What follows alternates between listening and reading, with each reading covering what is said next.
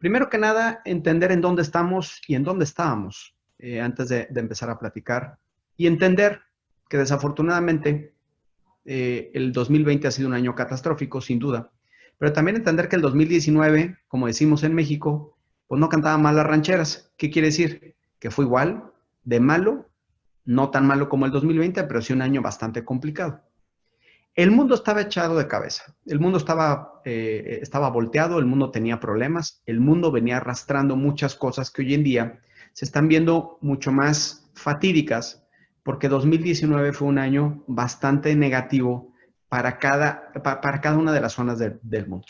Latinoamérica el año pasado, prácticamente la gran mayoría de los países tuvo revueltas sociales, en donde hubo muchas manifestaciones, lo cual deja intranquilo la posición económica de cada uno de esos países.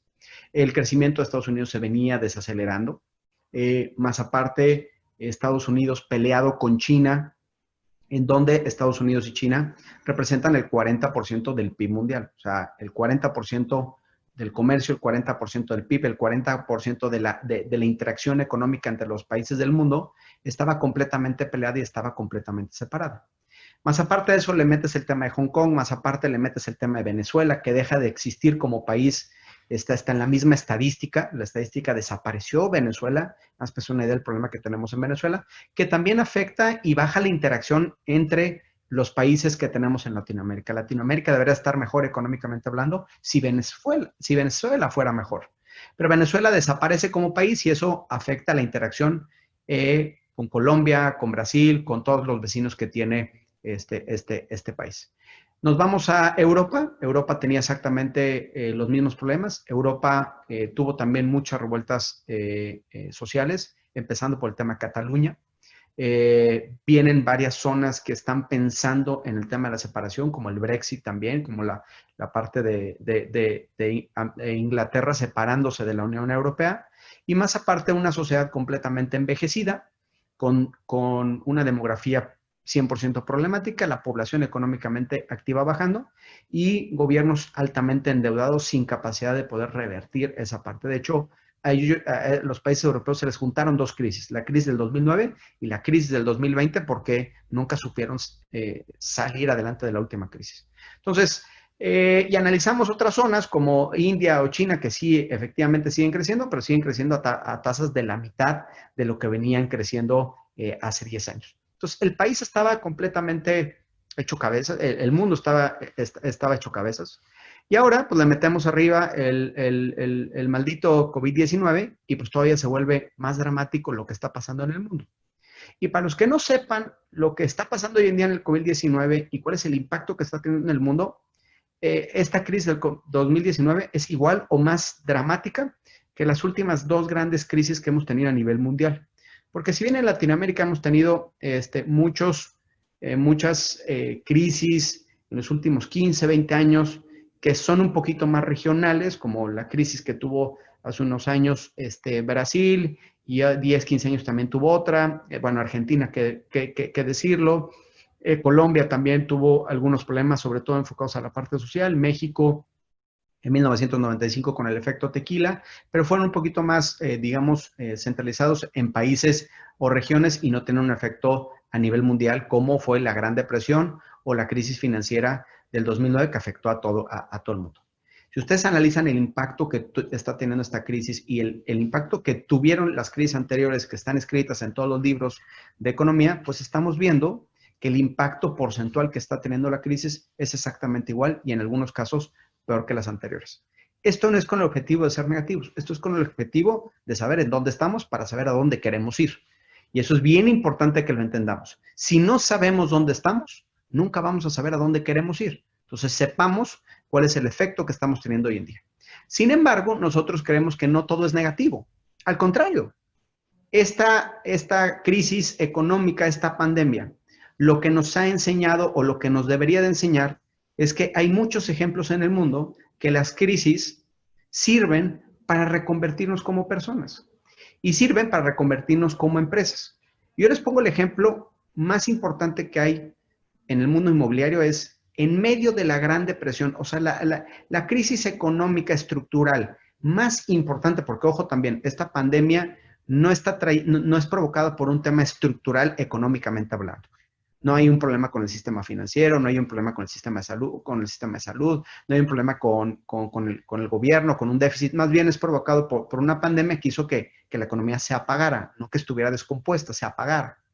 En 1929 sí hubo un problema fuerte en la economía, donde el país prácticamente se paralizó y sin embargo, en 1929 se empezó a construir el Empire State. Y el Empire State en su momento, y todavía hoy en día, es el edificio más famoso del mundo.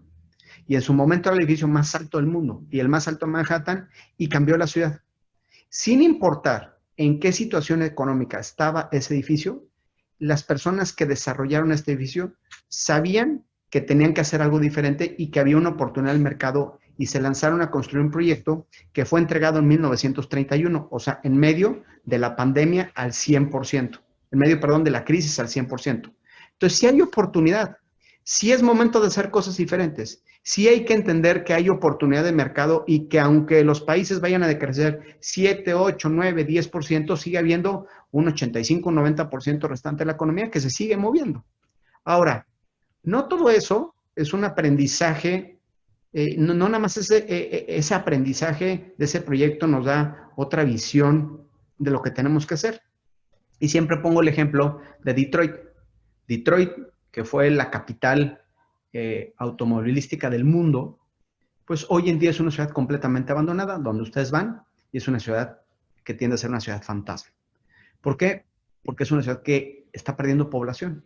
La única ciudad en todo Estados Unidos, o la única zona en todo Estados Unidos, que está perdiendo población. ¿Y por qué está perdiendo población? Porque la industria automotriz, después de la crisis del 2009, que la acabó de matar, y una crisis anterior, 2000, cuando subió mucho el tema del petróleo, la industria automotriz se dispersó y obviamente muchas de esas empresas entraron en crisis, las tuvo que rescatar el gobierno.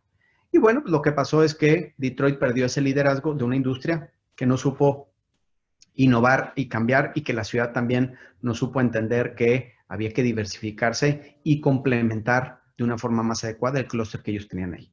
Entonces, la población seguía bajando, la población sigue bajando, la población va a seguir bajando y sin embargo, cuando tú tienes en una ciudad baja de población y tienes edificios completamente abandonados, aquí la gente del proyecto de Hudson Detroit hicieron un proyecto nuevo. O sea, ¿en qué cabeza cabe hacer un proyecto en donde estás perdiendo población y edificios abandonados? Sin embargo, esta gente hizo un proyecto y ha sido todo un éxito. ¿Por qué? Porque entendieron que hacía falta algo completamente diferente. ¿Por qué? Porque hicieron un proyecto que estaba enfocado en temas experimentales, un proyecto que está enfocado a la tecnología, un proyecto que está enfocado al arte, un proyecto que está enfocado en la cultura. Si bien la población de Detroit está bajando, sigue habiendo población que quieren todos estos elementos. Entonces, es momento de pensar diferente. Ese es el mensaje que les tengo que decir hoy. Es momento de hacer las cosas diferentes porque si bien las cosas están complicadas, eso no quiere decir que no podamos seguir avanzando. Y es importante también entender que ya no estamos en la misma posición en donde estamos en los años dorados de Latinoamérica, que fue en los 2000. Del 2000 al 2010 o 2009 fueron años dorados para Latinoamérica, en donde todos los países estaban creciendo, donde México estaba creciendo, en donde Brasil se iba a convertir en una potencia del mundo, en donde Colombia empezó a agarrar vuelo, donde Panamá tenía buenos números, donde todos los países en términos generales estaban haciendo las cosas bien y se veía la luz en Argentina, que bueno, Argentina siempre ha sido un tema importante de rescatar. Y hasta el mismo Venezuela tenía buenos números porque en la época chavista y la época del petróleo, donde el precio estaba alto, bueno, pues Venezuela tenía para dar y para repartir entonces, a todos los segmentos, ¿no? Ahora, eso ya cambió. Estamos en una situación completamente diferente donde las economías de Latinoamérica no están creciendo. Las economías de Latinoamérica se están desacelerando y vean los niveles de crecimiento que hemos estado teniendo en los últimos 3 años a nivel país. Hay países, prácticamente muy pocos, que alcanzan arriba del 4% de crecimiento económico. Ustedes tienen una idea, países como los latinoamericanos, en donde todavía tenemos bono demográfico, que quiere decir que vamos a seguir creciendo poblacionalmente hablando, los economistas indican que estas economías por lo menos deben de tener un crecimiento del 5%. Si no tienes un crecimiento del 5%, realmente estás creciendo porque la población económicamente activa está creciendo. Entonces, como la población está creciendo, produces más, pero produces más orgánicamente, no porque realmente tu país sea más productivo, porque realmente esté creciendo. Entonces, si no tienes crecimientos arriba del 5%, realmente no es un número que se tenga que presumir. Ahora, fíjense cómo la mediana que tenemos en Latinoamérica en 2019 fue de 1.7 contra el 5% que deberíamos de tener con países que siguen creciendo poblacionalmente hablando de aquí al 2050 con un número bien importante. Entonces, no sé si estábamos tan sólidos, yo creo que no. Yo creo que veníamos de años en donde casi todos los países en 2019, si ustedes ven la gráfica, que es la barra roja, casi todos los países tienen un crecimiento menor en 2019 que lo que traen en 2018 y a su vez en 2017. Y hay puntos específicos que hay que notar, como Argentina y México, que son dos de los 4 países que reportaron números negativos el año pasado. Ahora, ¿qué más pasa y cuál es la perspectiva y qué es lo que vemos con Latinoamérica? Bueno, Latinoamérica tiene ciertas características importantes que hay que estar analizando para ver lo que va a pasar.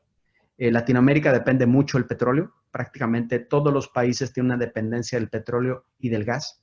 El precio del petróleo ha venido con una tendencia importante hacia la baja y en esta pandemia no ha sido la excepción. Entonces, eso también nos va a pegar económicamente hablando. ¿Qué va a pasar? Casi todas las petroleras tienen una relación directa con el tema de gobierno. Eso afecta a los presupuestos de gobierno y eso afecta a los planes de recuperación. Entonces, creo que por ese lado tendremos que ser muy cuidadosos en lo que está pasando. Sin embargo, hay ciertas cosas que hay que analizar.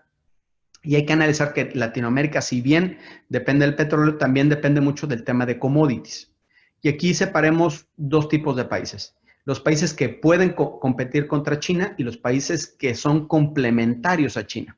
El único país que hoy en día puede competir con China en lo que hace China es México por su capacidad de manufactura avanzada, que es un competidor directo, y los países que sirven como ofertantes a esa cadena de valor que requiere hoy en día la economía china. En la tabla que tenemos arriba, si ustedes se fijan, el precio de los commodities venían a la baja desde el 2010, 2011, 2012, venían con una baja importante en cuestión de precios. Eso, de cierta forma, también tiene una correlación con el decrecimiento que tienen nuestras economías a nivel Latinoamérica. Sin embargo, ¿qué es lo que va a pasar con el precio de los commodities? Digamos que esta falta de comercio internacional y esta interacción entre países hará que los commodities empiecen a subir un poco de precio y eso directamente afectará de una forma positiva a todos los países de Latinoamérica. La flecha roja que les puse es para los precios de commodities que excluye a la parte de energía. ¿Qué pasa si los precios de los commodities empiezan a subir? Todos los países de América Latina, excepto México, se empiezan a ver beneficiados. Y es importante también que entendamos qué es lo que pasa con las economías de Latinoamérica si el G7 se ve beneficiado y si China se ve beneficiado. Fíjense cómo los países que son proveedores directamente de China son los que mejor les va a ir en el mediano plazo, y aquellos que no necesariamente su mercado es China, sino el mercado G7, como es Estados Unidos, como es Alemania, como es Japón, se verán beneficiados. Creo que de esta gran crisis el gran beneficiado será China. La economía es de las pocas economías que sigue teniendo números positivos en cuestión de crecimiento. Entonces, de cierta forma, aquellos países que tengan una relación o una interacción fuerte con China se verán muy beneficiados en ese sentido. ¿Qué pasa con México? México, a comparación de todos los demás países, si le va bien al G7, le va bien a México. Si le va bien a China, no necesariamente le va bien a México. Entonces, más o menos para que nos demos una idea de qué es lo que va a pasar. Nuestras economías tienen esta característica y hay que entenderla y hacia dónde vamos a ir. Las monedas se han visto devaluadas en términos generales. La verdad es que hemos visto una devaluación importante de las monedas que se ha mantenido y se ha estabilizado. En esta época de especulación, el dólar ha agarrado fuerza. No necesariamente quiere decir por la fortaleza que puede tener Estados Unidos, sino por la confianza que te da la moneda americana, que sin importar quién esté liderando el país, la realidad de las cosas es que es una moneda estable y es una moneda de largo plazo. ¿Qué va a pasar y cuáles son los diferentes escenarios que estamos viendo y qué es lo que pudiéramos ver? La realidad es que Latinoamérica va a decrecer 5%. Hay países que les va a afectar más que otros. Para mí, los números de Brasil, los números de México, los números de Perú, los números de Colombia, los números de Argentina, prácticamente todos esos países ya hoy en día tenemos números a doble dígito de decrecimiento y el crecimiento esperado para el próximo año es de 3, 4 o 5 puntos como máximo. Entonces, para 2021 todavía no estaríamos a niveles económicos que tendríamos antes de la pandemia. Un poquito la expectativa, aquí vienen todos los países, esta presentación se las vamos a compartir para que vean dónde está su país y qué es lo que se espera. Es importante que veamos que todos los países en Latinoamérica, sin excepción, excepto Guyana, están decreciendo y están decreciendo más o menos a una tasa del 5% contra un 2.6% que nos estaríamos recuperando el año pasado. Entonces, hasta 2022 estaríamos regresando a los niveles que teníamos previos. Y todo afecta. Les pongo un ejemplo de lo que ha estado pasando en México. En la crisis anterior del 2008-2009, México perdió prácticamente 750,000 empleos. Ya al dato actualizado a la última semana, que no pude actualizar la filmina, vamos en 1 millón de empleos perdidos. Y en Estados Unidos, la crisis anterior perdió 8,5 millones de empleos y hoy en día estamos en 22 millones de empleos perdidos, nada más para que se den una idea de lo que va a pasar en Estados Unidos. Sin embargo, hemos aprendido del pasado y el pasado nos dice que este tipo de pandemias tienen un efecto de aproximadamente 12 meses. Estos 12 meses serán los que vamos a sufrir. Estos 12 meses serán el efecto que tardará en tener una recuperación económica, aunque ya se ha estado viendo cierta recuperación en ciertos segmentos. Sin embargo, hasta que no tengamos una vacuna, el efecto no será real. Entonces, se espera que aproximadamente de mitades de este año hasta mitades del próximo año estemos en niveles muy similares a los que estamos ahorita, y a partir del segundo semestre del 2021 ya empecemos a ver una recuperación mucho más acelerada. La ventaja que es una pandemia, la ventaja que no es un problema estructural en la economía, y eso acelerará las cosas de una forma importante. Sin embargo, también creo que hay un tema bastante positivo para todos los que estamos aquí platicando, que es en dónde estábamos y en dónde estamos hoy en día. Hace 11 años, la crisis inmobiliaria, la crisis que teníamos a nivel mundial, fue provocado por dos segmentos entrelazados que no pueden, que sin uno de ellos el mundo inmobiliario no puede existir, deben de coexistir, que es el sistema financiero. Entonces, en el 2009, los que provocaron la crisis fue el sistema financiero, en conjunto con el sistema financiero o la industria financiera o el sector financiero, junto con el sector de real estate, en donde juntos fueron el gran problema de la crisis que tuvimos en 2009, que no nada más fue en Estados Unidos, sino Estados Unidos fue, digamos que el que provocó o el que destapó este gran problema y se expandió a todos los países europeos y también en América Latina y en prácticamente todo el mundo.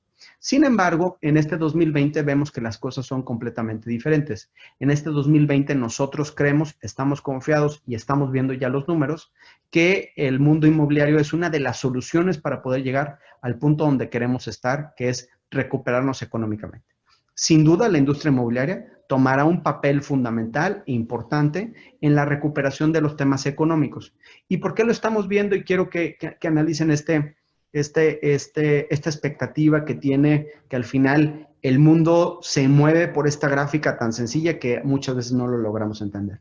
El mundo se mueve por las personas, por el movimiento de las personas, y ese movimiento de las personas depende del presupuesto de las personas o presupuesto de las familias. Deloitte, este análisis no es de 4S, este análisis es de Deloitte, que me parece fantástico, en donde hace un análisis de lo que pasa en el presupuesto mensual familiar de las familias y cómo está distribuido antes de la crisis, durante el aislamiento y a partir de 2021. Durante la crisis, más o menos haciendo promedios de cómo está la composición de ingreso y gasto de las familias, pues te habla que hay un porcentaje que es de vivienda, alimentación, retail, viajes y hoteles, restaurantes y muchas otras cosas. Fíjense cómo hay ciertas partidas que van directamente relacionadas con temas de real estate, donde prácticamente se mantienen igual. Primero, la parte de vivienda se mantiene en números absolutos exactamente igual. ¿Qué quiere decir? Que la parte de vivienda, la gente sigue consumiendo vivienda y sigue demandando vivienda. En segundo lugar, la parte de alimentación se mantiene exactamente igual y durante el aislamiento toma un mayor porcentaje y en números absolutos también. La parte de retail, o sea, el comercio, tiene un porcentaje en donde en el aislamiento se va a ver sumamente suprimido, ya lo estamos viendo.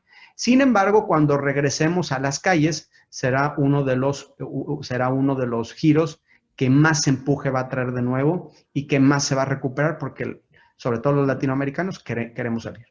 ¿Qué otros giros? Viajes y hoteles también se va a recuperar.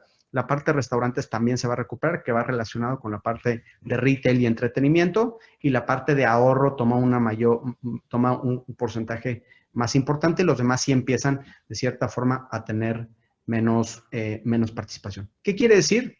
Que nosotros vemos que ciertos giros que de cierta forma se han visto resilientes en esta pandemia, van a tener el mismo resultado, o sea, van a seguir comportándose de una forma bien interesante. Hay unos que ahorita están sufriendo, pero será de una manera temporal y tendrán un efecto rebote y todo eso hará que el mundo inmobiliario necesite espacios comerciales, que los espacios comerciales se vuelvan a activar, que las marcas empiecen a vender, que todo el tema de e-commerce tome una parte importante, que ahorita lo vamos a platicar, y la parte de vivienda siga teniendo un empuje como lo que se está teniendo hoy en día, ¿no? Ahora, ¿qué es lo que vemos? También entender que hay cosas que esta pandemia no va a detener y que es el crecimiento que estamos teniendo en nuestra zona de Latinoamérica. Nuestra zona de Latinoamérica va a tener crecimientos importantes en cuestión de población. Va a seguir creciendo y va a tener números y mercados metas completamente diferentes. Entonces, ahí es donde viene el cambio radical que estamos viendo hoy en día en esta pandemia. Lo que está pasando es que no estamos entendiendo que el mundo ya había cambiado, simplemente esto lo está acelerando. Los mercados estaban cambiando y como los mercados están cambiando, las formas de consumo también están cambiando. Si las formas de consumo están cambiando, los productos que ayudan a ese consumo también deben de cambiar. Y cambian en todos los sentidos, porque si las formas de consumo cambian, cambian todos los niveles de producto inmobiliario. Ahora, ¿qué es lo que esperamos? ¿Cuál se va a recuperar antes? ¿Cuál se va a recuperar después? Entendiendo que la situación económica de Latinoamérica no es tan positiva o ha venido desacelerándose de una forma importante. Yo lo que creo es que Latinoamérica tiene la gran oportunidad de dar un salto hacia un mejor mundo inmobiliario y hacia un mejor mundo en general, si entendemos hacia dónde va Latinoamérica. Como ustedes ya vieron anteriormente, Latinoamérica es una zona donde va a tener mucho bono demográfico, donde va a tener mucho crecimiento en cuestión de personas y el bono demográfico demanda vivienda, esa vivienda demanda comercio, ese comercio y vivienda demandan espacios de trabajo y el comercio, los espacios de trabajo, la vivienda demandan productos y servicios que tienen que ser fabricados y distribuidos en espacios industriales. Entonces, el crecimiento genera más demanda de todos los niveles de producto inmobiliario. ¿Y qué es lo que se espera que se recupere antes y que se recupere después? Para que se den una idea, hicimos un análisis y una encuesta a muchos desarrolladores a nivel Latinoamérica para ver qué es lo que pensaban de la situación económica y cómo veían cada uno de los giros que están afectando hoy en día. Y les preguntamos, oye, ¿cuál es el giro más afectado? Les pongo la muestra de 3 países, de Panamá, Colombia y Perú. Fíjense cómo todos sabemos que hotelería y turismo está sufriendo y es el segmento que más está creciendo. Hay diferentes países que dependen mucho del tema turístico. Panamá no tanto, turismo de negocio definitivamente, pero Colombia y Perú sí, turismo un poco más recreativo y bueno, México también un turismo recreativo fuerte que está afectando de una forma importante. Segundo lugar, vemos cómo prácticamente todos piensan que el retail es el segundo giro más afectado. En Colombia se cree que la vivienda. Y después viene ya como que empieza a variar la opinión de valor, ¿no? La opinión unos dice que industrial se verá de los menos afectados. Después viene la parte de oficinas Y por último, unos dicen que la parte industrial y la parte de vivienda. Ahí vivienda e industrial se andan peleando el primero y el tercer lugar. Todos opinan que el que menos se va a ver afectado en esta pandemia es la parte de oficinas. Ustedes dirán, oye, pero si el tema de oficinas es el que de cierta forma más debate ha tenido en esta pandemia. Una cosa es lo que está pasando ahorita y otra cosa es lo que va a pasar en el futuro cercano. Aquí cambia completamente la respuesta y es cuál es el giro que va a tener una recuperación más rápida. Y fíjense cómo oficinas viene en último lugar. Si bien en esta pandemia las oficinas no se han visto tan afectadas en sus tasas de ocupación, sobre todo para el segmento corporativo, no tanto para los espacios flexibles como el coworking, en donde los contratos eran de corto plazo, y mucha gente ha dejado de renovar esos contratos. Vemos ocupaciones en espacios en donde veíamos ocupaciones del 85-90%, están bajando hasta un 30% de ocupación. Los espacios corporativos han bajado únicamente, dependiendo de la ciudad, de la ocupación que tenían un 5 o 10% máximo. Las empresas están respetando sus espacios de trabajo, pero eso no quiere decir que vayan a crecer. Al contrario, son los que menos van a crecer por diferentes factores que ahorita vamos a platicar. Sin embargo, creo que hay dos segmentos que traen un fuerte movimiento hoy en día a nivel Latinoamérica. Primero es la parte de vivienda y segundo es la parte industrial o la parte industrial y la parte de vivienda y después los demás giros. Vivienda e industrial son los dos giros que van a empujar la recuperación importante en Latinoamérica. Primero, vivienda, ya lo vimos ahorita, es un ente en donde la gente va a seguir destinando el mismo presupuesto que se tenía anteriormente, entonces eso hará que empuje la economía de una forma más acelerada y también entender un factor bien importante. Hoy en día el latinoamericano trae una revalorización bien importante a lo que es el hogar. Entonces, como se está revalorizando el valor del hogar, hace que la gente esté dispuesta a arriesgarse, aunque tengamos menos presupuesto. Y la parte industrial, ya la hablaron ahorita en la introducción, el tema de la cadena de valor se está repensando, reorganizando y tendremos cambios importantes. Aunque creo también que eso será a mediano plazo, para serles honesto. En el largo plazo, creo que el tema de apertura comercial y todo el tema de los tratados de comercio harán que lo que veníamos viendo, de cierta forma, tenga un impacto importante, aunque algunas cadenas de valor sí deberán de entender que tendrán que estar un poquito más locales que de forma internacional. Pero bueno, ahorita vamos a hablar un poquito más de esa parte. ¿Qué pasa? Vamos a hablar cada uno de los giros para que más o menos vean cuál es nuestra expectativa. Primero empezamos con vivienda. Y en vivienda, todo el mundo dice que el home office es el futuro y que las cosas van a cambiar. Entonces vas a trabajar desde tu hogar.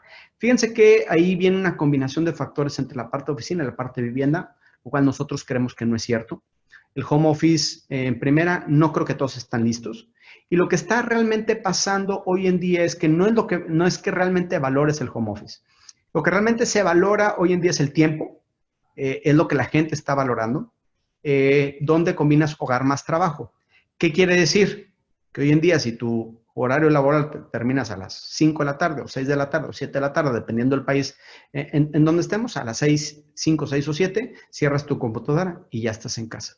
No se está valorando trabajar en casa. De hecho, la mayoría de las personas que están haciendo hoy home office no tienen un espacio adecuado para hacer home office, no les gusta el home office y quieren salir a la calle, y aparte la oficina cumple un factor bien importante de colaboración, pertenencia, trabajo en equipo, ideación, muchas cosas que para eso está diseñado la oficina. Entonces, lo que hoy en día se está valorando es el tema de los traslados. La gente ya no quiere estar en el tráfico.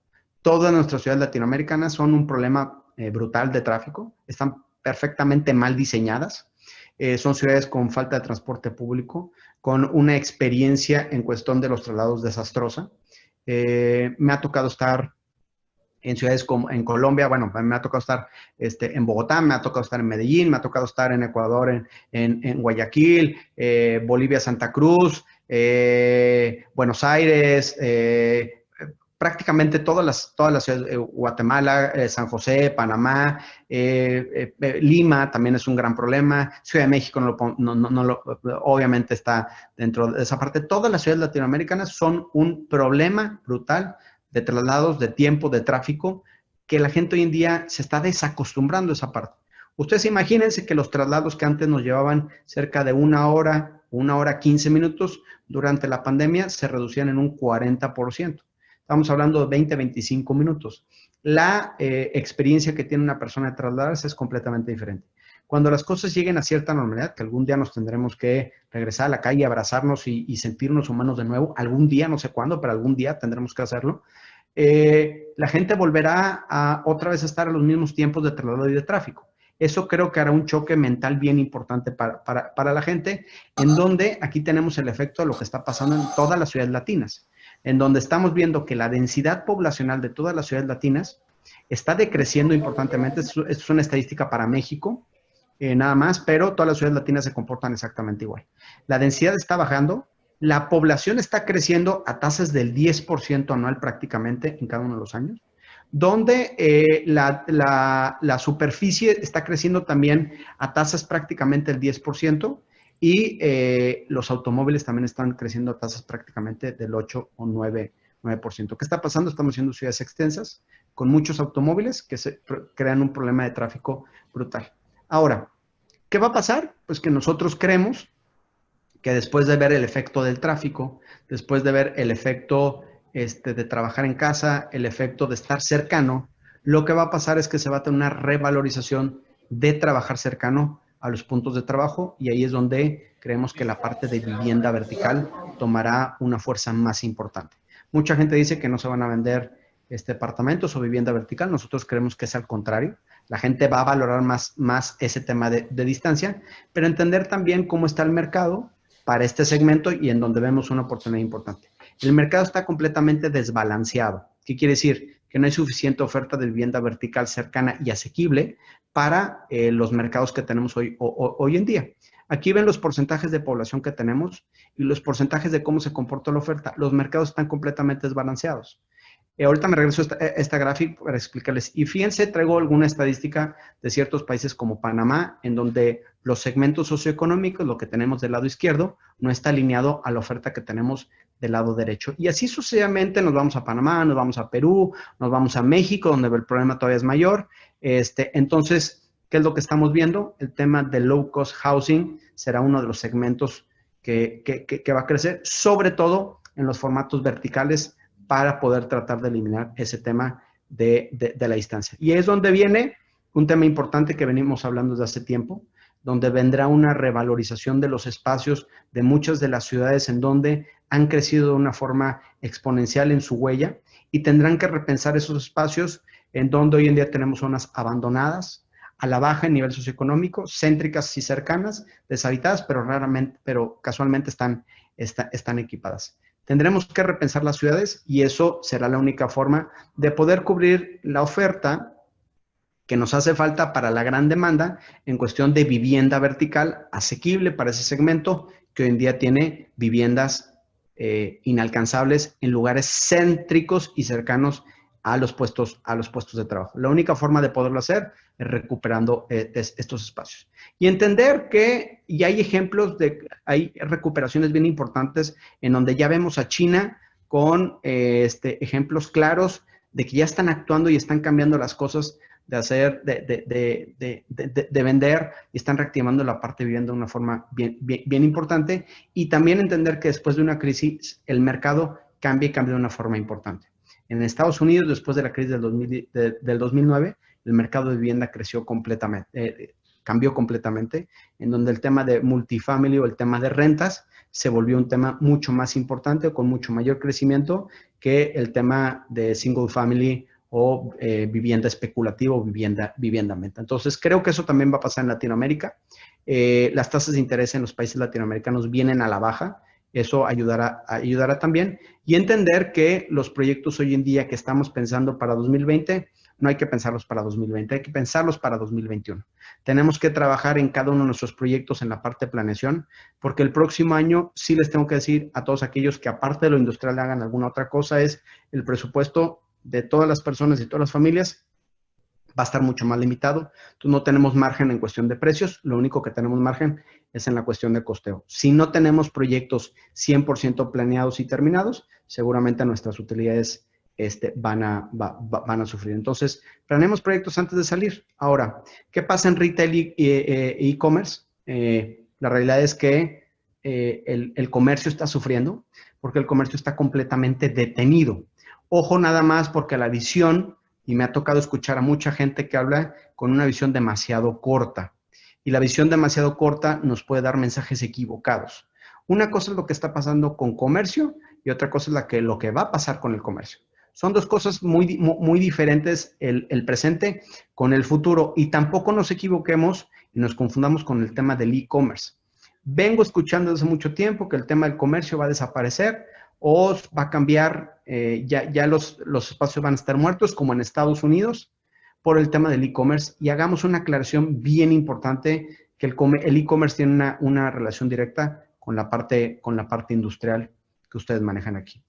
Déjenme les hago una aclaración. Hoy en día tenemos menos flujo de personas a los centros comerciales, natural. ¿Por qué? Porque todos los centros comerciales están cerrados. Hoy tenemos una restricción de ir a estos centros comerciales. Sin embargo, los centros comerciales o los espacios de retail en Latinoamérica, sobre todo, cumplen una función que no cumplen en otras partes del mundo. Y siempre he mencionado el mismo ejemplo y se los vuelvo a repetir. El retail en Latinoamérica, a la hora que nuestras ciudades son tan faltas de amenidades, o sea, y cuando hablo de amenidades, agarremos el ejemplo de París. París siendo uno de los ejemplos de una ciudad bien hecha y una ciudad hermosa en el mundo, creo que eso nadie lo puede debatir. Tú estás en un lugar en París, bajas a la calle y te sobran restaurantes, te sobran museos, te sobran teatros, te sobran parques, te sobra entretenimiento que la misma ciudad te da. Nuestras ciudades latinas las conozco prácticamente todas, son faltas de entretenimiento porque no tienen nada de eso. Las ciudades americanas, muchas de ellas, también les falta mucho entretenimiento, son bastante escuetas, quitando San Francisco, Nueva York, Boston, Seattle y alguna otra ciudad por ahí, pero todas las ciudades del centro son ciudades que también les falta muchísimo entretenimiento en comparación como la tienen las ciudades europeas. Ahora, ¿qué es lo que pasó con Estados Unidos? Estados Unidos creó estos grandes centros comerciales y creó la industria del deporte, que hoy en día cualquier ciudad tiene 3 o 4 equipos, en donde la gente en Estados Unidos se divierte yendo al deporte o se divierte yendo a los centros comerciales. Es lo que ha pasado históricamente en Estados Unidos. En Latinoamérica no tenemos la misma fuerza con la parte deportiva. En Latinoamérica nos gusta el fútbol y algunos otros deportes que tienen un buen nivel, pero no está estructurado como el deporte americano. Sin embargo, el centro comercial se vuelve el punto destino de entretenimiento de todos los latinos. Entonces, nosotros no tenemos museos, no tenemos parques, no tenemos óperas, no tenemos teatros, no tenemos las cosas que tiene otras ciudades del mismo tamaño. Y nuestras ciudades latinas son gigantescas en cuestión de población. Entonces, ¿qué hacemos el fin de semana los latinos? Vamos a los espacios comerciales a entretenernos, a pasearnos y a divertirnos. Lo que pasó con los americanos, que tienen la ventaja de entender que no siempre quieres ir a comprar, sino quieres ir a divertirte, quieres irte a pasear, quieres ir a tener ciertas experiencias. Aquellos centros comerciales que no se renovaron en ese sentido, se murieron. Y que dentro de su rol no entendieron que hay ciertas marcas que venían en decadencia, pues son los centros comerciales que murieron. Entonces, el retail en Estados Unidos, para que ustedes sepan, el retail tradicional en términos absolutos, en números absolutos, seguía creciendo los últimos 10 años. Seguía creciendo. El retail total seguía creciendo también. Simplemente que el porcentaje de participación de e-commerce cada vez era mayor. Pero el absoluto de retail tradicional seguía creciendo. Si ustedes le preguntan a Mancio Ortega de Zara que el retail en Estados Unidos viene en decadencia, antes de que empezara la pandemia, se ríe de ese comentario. ¿Por qué? Porque él creció enormemente los últimos años en Estados Unidos. Simplemente hay que entender cuáles son las marcas que están desapareciendo y por qué están desapareciendo y cuál es el motivo financiero. Entonces, entendamos que el retail en Latinoamérica tiene una función de entretenimiento, tiene una función de destino de fin de semana, que eso no se va a poder eliminar de la noche a la mañana. Al contrario, cada vez va a tomar más fuerza porque son los espacios de entretenimiento que tenemos en Latinoamérica. Y también entender que si bien va a seguir siendo un punto destino, va a haber ciertos elementos y ciertos comercios que sí se van a reconvertir. ¿A qué voy? Y no es por contradecir, al contrario. Lo que estoy diciendo es que los espacios de retail van a seguir siendo un punto destino y cada vez más fuerte porque cuando tengamos permiso de salir a la calle, no vamos a querer estar en nuestras casas, vamos a querer estar en la calle y vamos a ir a aquellos espacios que tengan mayor elemento de experiencia. Sin embargo, dentro de esos espacios de retail, va a haber muchos comercios que van a sufrir un cambio en la jornada de compra o en el journey.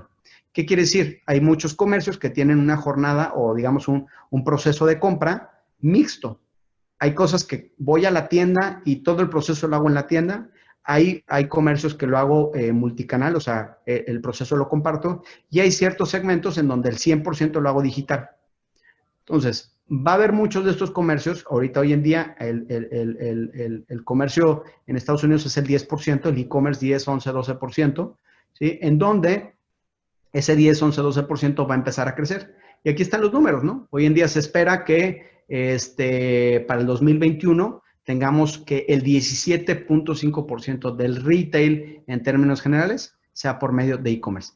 Aquellos productos que la gente entienda que no hace falta perder el tiempo a ir a un espacio comercial o de retail a comprar y que es mucho más fácil y mucho más práctico pedirlo por comercio electrónico, esos comercios se van a eliminar. Sin embargo, los metros cuadrados totales seguirán siendo los mismos, simplemente se van a reconfigurar. ¿Qué pasa? Yo compro 10 artículos, ¿sí? Antes compraba 9 físicamente, 1 por comercio electrónico, ahora serán 2 los que compro por comercio electrónico, 8 serán físicamente, nada más que dentro de esas 8 cosas vas a meter los temas de entretenimiento y temas de paseo de fin de semana que tomarán mucho más fuerza. Si tienen espacios comerciales, empiecen a saber que más o menos el 15% de los metros cuadrados que ustedes están rentando van a desaparecer y no van a ver un pie comercial de nuevo, sino se van a reconvertir y tendremos que repensarlos y reasignarlos con otros comercios que venirán creciendo en base a las nuevas tendencias y porque vamos a querer salir a la calle de nuevo. Hotelería y turismo, creo que hotelería y turismo es el más afectado, sin duda. Sin embargo, creo que la ventaja para el turismo creo que es el único segmento que no sufre ni un solo porcentaje en las expectativas de demanda. Si te gusta ir a la playa, vas a volver a ir a la playa, vas a querer ir a la playa. Lo único que va a pasar es que las medidas sanitarias dentro de los hoteles serán un poco más fuertes o más restrictivas. Pero en sí, la estructura y la forma de demandar turismo creo que va a ser exactamente igual. Lo que le va a afectar es el presupuesto de las familias, no son elementos de primera necesidad. La parte vacacional viene como un elemento de segunda necesidad dentro del presupuesto de las personas y eso sí se verá afectado y eso será lo que más importa para las familias, ¿no? Entonces, para la parte turística, los que estén en la parte turística, creo que es aguantar los próximos 12 meses más y ya llevamos 6, o sea, 18 meses muy duros para la industria.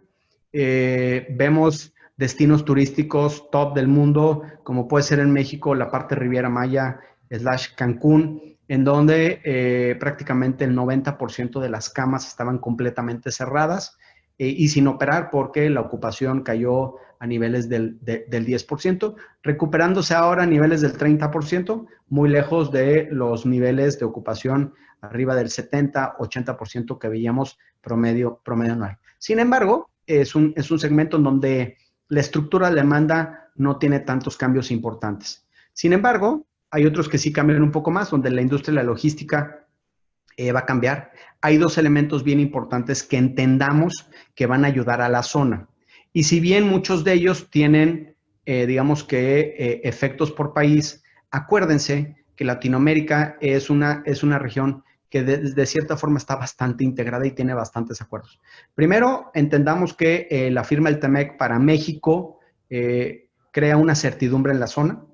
Si bien ya México tenía el TLC firmado, el TEMEC le da una continuidad y una mejora al acuerdo que se tiene. Eso ayuda a que las condiciones económicas de la región se vean beneficiadas. Acuérdense que un país cuando entra en recesión económica afecta y contagia a todos los demás países latinoamericanos. Hoy en día, sin duda, creo que Latinoamérica, si Venezuela estuviera en diferentes condiciones económicas, todos los países de Latinoamérica tendrían mejores números, sin duda. Y también entender qué pasa con el TPP, que en este caso también va a tener un efecto bien importante. Si bien Estados Unidos hoy en día dice que no va a participar y no quiere, cuando realmente esté funcionando el TPP va a traer un crecimiento importante y de interacción para los países que lo estén participando. Chile, Perú y México tendrán una expectativa económica bien importante. Ahora, ¿qué va a pasar con el futuro del tema industrial y cuáles son las tendencias que se están viendo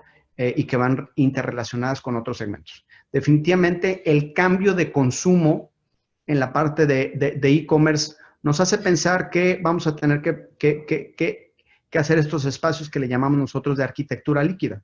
¿Por qué? Porque la parte industrial tendrá que ser mucho más flexible a como la tenemos hoy en día. La parte industrial y la parte de oficinas son los dos segmentos menos flexibles del mundo inmobiliario. ¿Qué quiere decir? Que son cuadrados, que son estáticos, que tienen poco margen de innovación y que en este caso siempre corresponden siempre responden a variables estáticas de precio, ubicación, etc.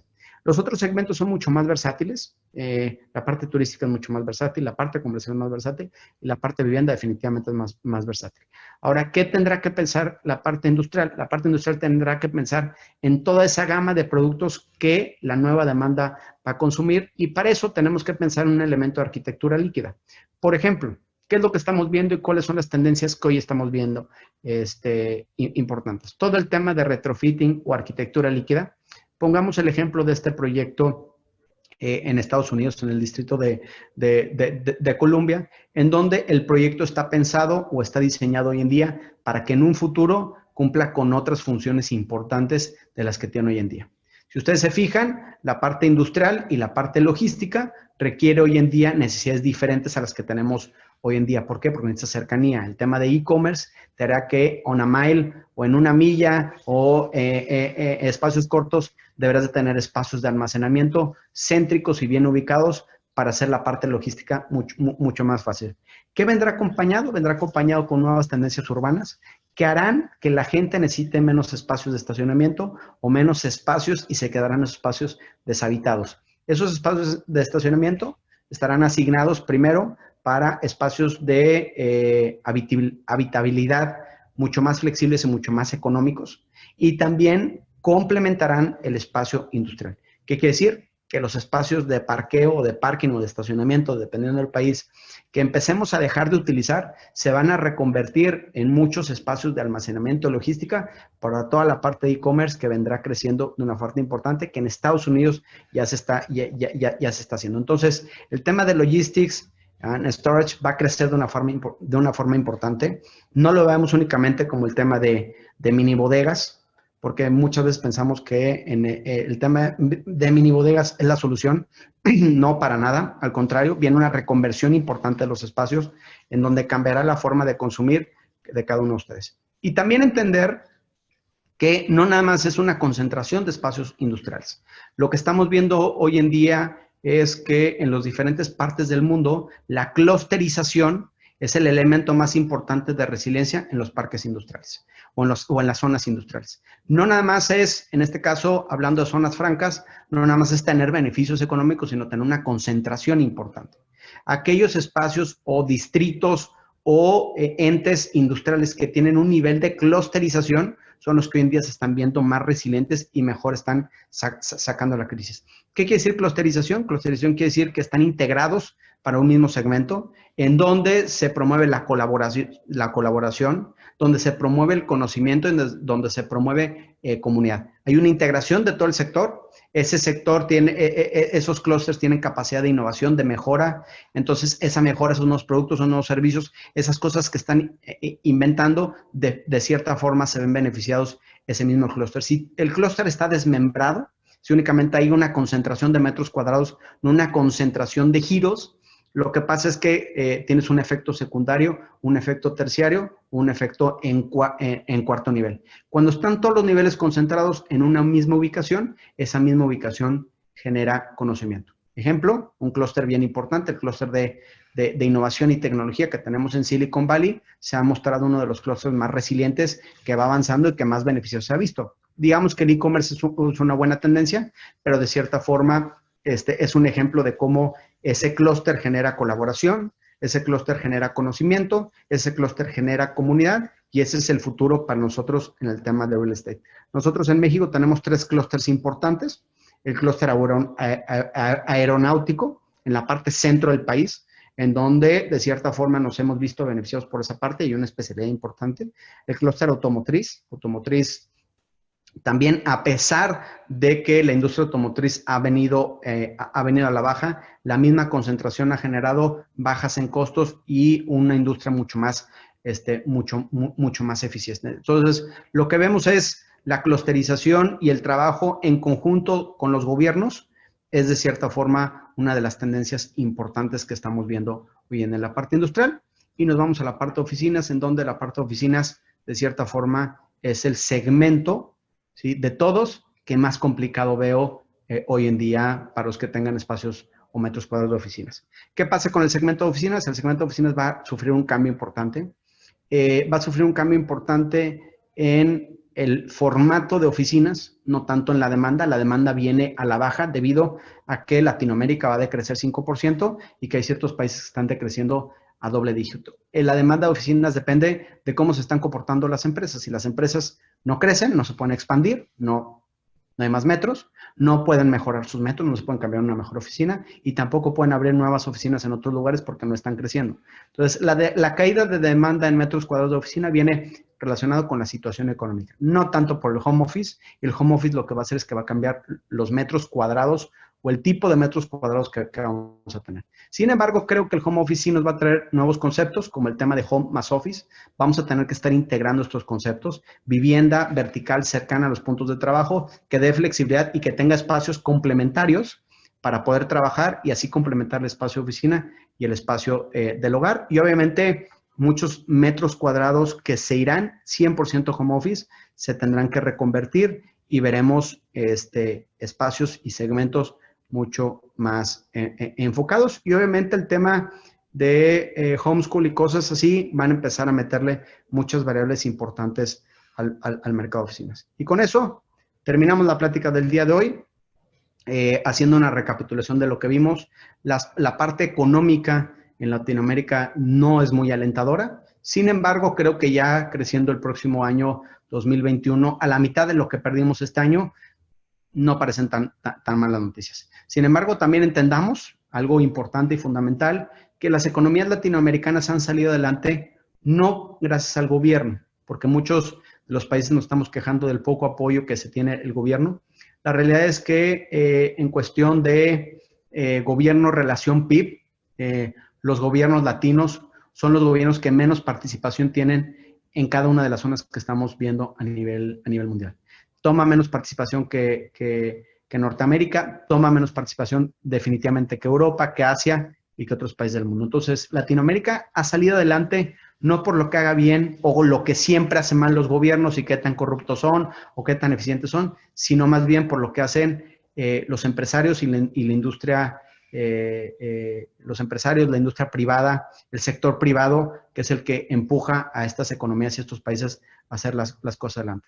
Si Perú, si Colombia, si México, si Brasil, si Argentina, si todos estos países dependieran del gobierno, no seríamos ni la mitad de los países que somos. Afortunadamente, hay gente emprendedora, afortunadamente hay gente que quiere hacer las cosas bien, afortunadamente hay gente creativa, y sobre todo Latinoamérica es una zona con mucho empuje, con mucho trabajo. Entonces, está en nuestras manos cambiar esos números y a pesar de que las expectativas no son buenas, sí creemos que el mundo va a cambiar y los números, o digamos que las bases para seguir creciendo como zona, están puestas sin importar quién nos gobierne. Con eso termino. Espero que les haya gustado la presentación. Traté de ser breve en cada uno de los segmentos. Y bueno, cualquier cosa, aquí están mis datos. Me pueden mandar un WhatsApp, me pueden mandar un correo electrónico, siempre disponibles para lo que necesiten y agradecer infinitamente la invitación a esta plática. No sé si vayamos a tener espacio para preguntas y respuestas, no lo sé. A lo mejor sí, a lo mejor no, pero bueno, aquí estoy a su disposición para lo que necesiten.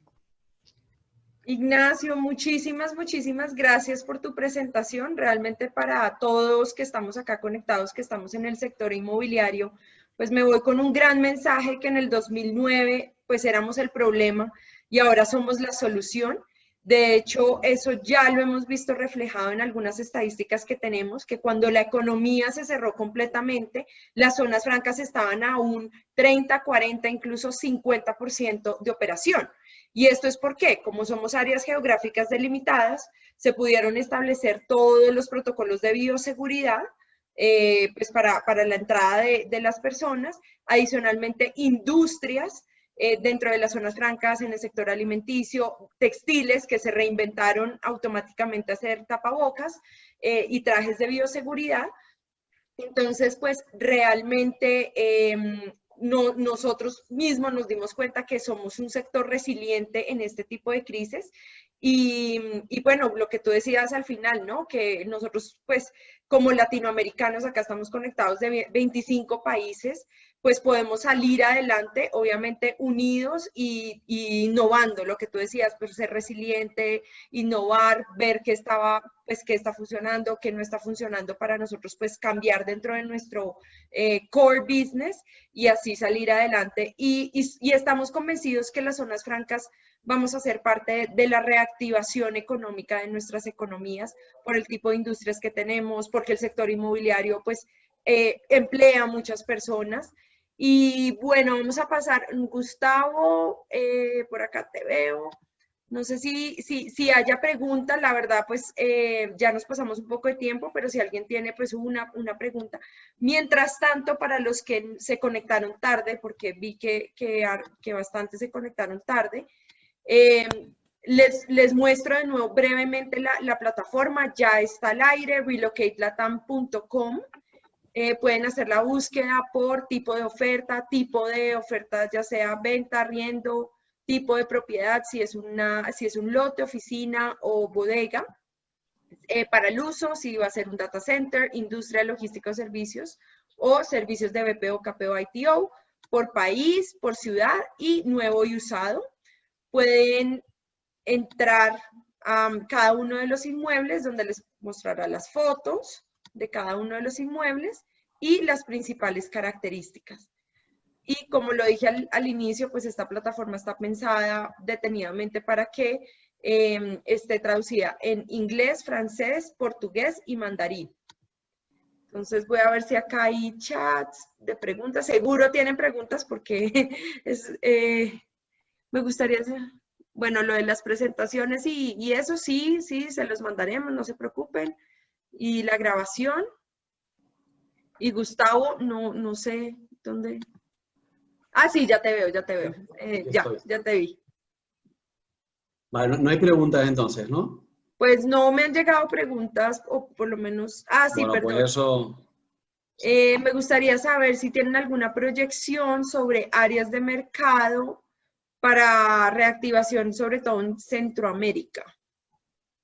Nada más quisiera saber, cuando se refieren a áreas de mercado, si fueran un poquito más específicos en la pregunta, Bernardo, no sé si ande por ahí, le podemos dar el micrófono para que nos haga la pregunta directa.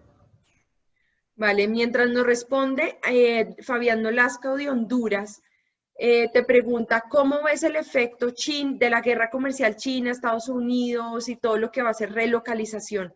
Que si vamos a ver ese efecto realmente en América Latina. La respuesta es sí, pero depende. ¿Y de qué depende? De noviembre. Depende directamente de noviembre. Si gana Donald Trump, está claro que países como México se van a ver beneficiados directamente. Y también, digamos que tendrá un efecto importante para aquellos países que tengan una buena relación con China en América Latina. Aquellos países que ya hoy en día en América Latina tengan una relación cercana con China y gana Donald Trump, las cosas, lejos de arreglarse, se van a poner mucho más complicadas. Sin embargo, si ganan los demócratas, creo que en ese sentido vamos a tener una visión diferente. La temperatura del conflicto económico creo que va a continuar. Creo que este elemento, el americano, muy rara vez cambia su visión de cómo llevar las cosas. O sea, muy pocas veces en el gobierno americano hemos visto un cambio de 180 grados de la estrategia que se tenga. Entonces, los demócratas no llevarán la relación con China a como se tenía antes con Trump. Seguirán habiendo temas de conflicto, sin embargo, creo que la temperatura va a bajar. ¿Qué pasa? Como va a seguir habiendo conflicto, las cadenas de valor van a ser completamente diferentes. Ciertos países latinos tendrán que acercarse a México para no nada más proveer productos a China, sino también a México, porque México será el canal hacia Estados Unidos, porque México es el único país que tiene infraestructura para poder competir en el sector secundario al mismo nivel que China, por la ubicación y por diferentes elementos. Entonces, creo que sí va a haber un cambio. El cambio para Latinoamérica es completamente positivo porque tenemos, digamos que los dos entes, el ente de poderle suplir a China y el ente de poderle suplir a Estados Unidos. Los países, por sus características diferentes, unos más beneficiados que otros, pero creo que como estábamos antes, era un poquito más democrático el cómo se suplían estos países. Cuando tengamos esta polarización, creo que América Latina, teniendo buena relación con ambos, va a ser un punto bien estratégico, sobre todo porque China también querrá tener cierto control y cierta participación en América Latina, que de cierta forma y políticamente hablando, es la zona en donde menos empuje tiene, donde tiene menos participación. Aquí en América Latina, de cierta forma, estamos más empujados por la relación con Estados Unidos. Entonces, China, si esto se polariza, que creo que sí se va a polarizar, China querrá tener participación en esta zona también. Entonces, agarrará ciertos aliados, eso les ayudará económicamente. Entonces, esta polarización creo que sí será buena, importante y todos nos saldremos beneficiados, ¿no? De acuerdo, Ignacio. Bueno, ya para cerrar, Gustavo, que nos des tus palabras de clausura. Bueno, pues evidentemente agradecerle a Ignacio porque durante esta hora nos ha dado muchísima información importantísima a tener en cuenta en el corto, medio y largo plazo y precisamente yo creo que la herramienta que hemos puesto en marcha hoy responde a las necesidades que vamos a tener de promoción próximamente, específicamente tal como señalaba ahora Ignacio. Va a estar muchos países, esta guerra comercial continuará, más tenue o no, en función de lo que ocurre en noviembre, ¿cierto? Pero desde luego son muchos los países que están mirando a la relocalización y es ahí donde vamos a estar nosotros a través de nuestro portal de Biblioteca Latam ofreciendo nuestros espacios. Decíamos al inicio, esto puede ser, esperamos que sea un punto de inflexión en la promoción económica de nuestras zonas francas y desde luego no vamos a dejar de trabajar día y noche para que así sea. Así que aprovechamos también para agradecer a todos los que han participado, a todos los que han hecho posible este proyecto, pero también a aquellas zonas francas que hoy estén aquí, de las afiliadas que aún no hayan enviado su información, que nos dejen pasar esta oportunidad, una oportunidad única de darnos a conocer virtualmente a todos los inversores a nivel global. Así que muchas gracias, María Camila. Muchas y los gracias, que no hacen parte, invitarlos. Ah, sí, por supuesto. Esto pasa a ser, yo creo que el servicio estrella de la ASFA, el servicio estrella de nuestra asociación. Trabajamos en muchos ejes, como decía al inicio, de promoción y defensa del régimen, pero esto es un escalón superior. Hemos dado un paso más y es una herramienta digital de promoción magnífica. Así que lo dicho, muchísimas gracias a todos por asistir y nos tienen a disposición, como siempre, para trabajar a favor de nuestra zona franca.